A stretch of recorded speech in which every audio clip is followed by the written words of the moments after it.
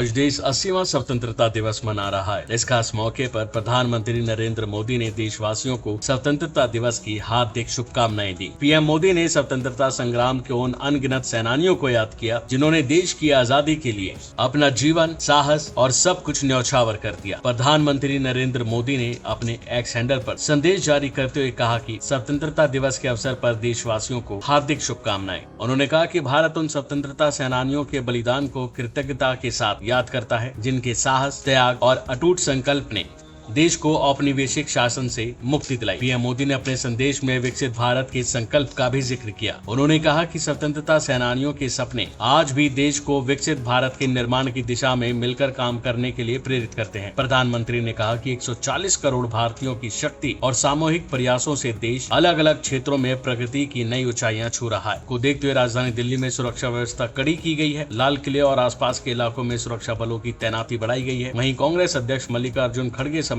कई अन्य नेताओं ने देशवासियों को स्वतंत्रता दिवस की शुभकामनाएं दी हैं। कांग्रेस अध्यक्ष और राज्यसभा में विपक्ष के नेता मल्लिकार्जुन खड़गे ने सभी देशवासियों को स्वतंत्रता दिवस की हार्दिक बधाइयां दी। एक्स पर खड़गे ने लिखा कि राष्ट्रीय आंदोलन में अपना सर्वस्व न्यौछावर करने वाले अनगिनत स्वतंत्रता सेनानियों को हम विनम्र श्रद्धांजलि अर्पित करते हैं। पिछले 79 सालों की हमारी यात्रा अनेक उपलब्धियों, संघर्षों, संकल्पों की यात्रा रही है। हमने बहुत कुछ हासिल किया है, लेकिन एक राष्ट्र के रूप में अभी बहुत कुछ हासिल करना बाकी है। हमारे लिए स्वतंत्रता केवल अंग्रेजी हुकूमत से मुक्ति नहीं, ये संविधान से मिला हुआ भरोसा है जो हर भारतीयों को समानता, सम्मान और न्याय, अपनी बात कहने का अधिकार देता है। यही हमारे लोकतंत्र की सबसे बड़ी शक्ति और नागरिक का सबसे मजबूत सुरक्षा कवच है। बीते एक दशक में हमारे संवैधानिक मूल्यों, लोकतांत्रिक संस्थाओं और सामाजिक सद्भाव के सामने कई चुनौतियां खड़ी हुई हैं। युवाओं के सपनों को अवसर चाहिए, किसानों की मेहनत को सम्मान और न्याय चाहिए, महिलाओं को समान अधिकार और सशक्त भागीदारी चाहिए, दलितों, आदिवासियों, पिछड़ों, अल्पसंख्यकों और आर्थिक रूप से कमजोर वर्गों को संविधान में निहित समानता और न्याय का पूरा अधिकार मिलना चाहिए। तो वहीं 80वें स्वतंत्रता दिवस का जश्न विकसित भारत 2047 की ओर भारत की यात्रा में युवा शक्ति की भूमिका को उजागर करता है। इस साल दिल्ली के लाल किले पर होने वाले समारोह को देखने के लिए जीवन के विभिन्न क्षेत्रों से लगभग 5000 विशेष अतिथियों को आमंत्रित किया गया है। देखिए लाल किले से खास नजारा। अभी के लिए फिलहाल इतना ही, बाकी अपडेट के लिए बने रहिए भारत एक्सप्रेस के साथ।